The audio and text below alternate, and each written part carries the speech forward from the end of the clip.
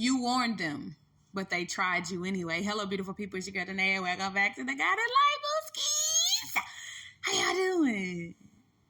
No, for real though. How y'all doing? Listen, I got a word for you. Listen to me. So I'm sitting here and I'm thinking about like past relationships, you know, in my recent past, that are no longer relationships in the present, right?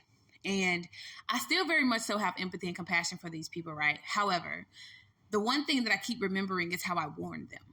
I warned them about what would happen if they stabbed me in the back. These were people who thought that they were getting away with things, right? These were people who were doing things to me behind the scenes.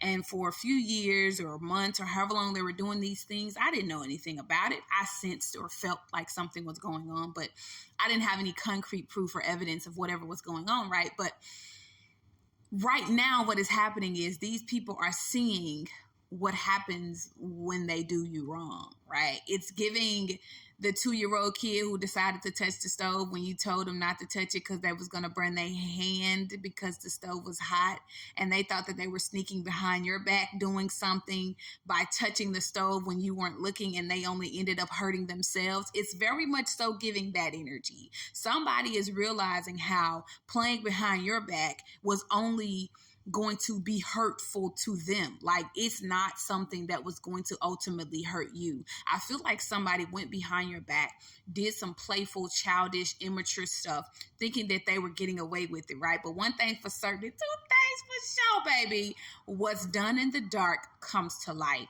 And I feel like light right now is being shined on a lot of things that people were doing behind your back, because this just wasn't one person, baby. I'm hearing the number 7, 3, 10. So it could have been 7 people 7 times, 10 people 10 times, something like that. But like 144 on my clock right now. Listen to me.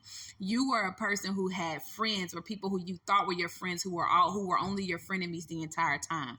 These were people who played behind your motherfucking back, okay? And they thought that it was gonna hurt you, what they were doing behind your back. But baby, everything done in the dark comes to light, and light right now is being shined on everything that those people did to you, right?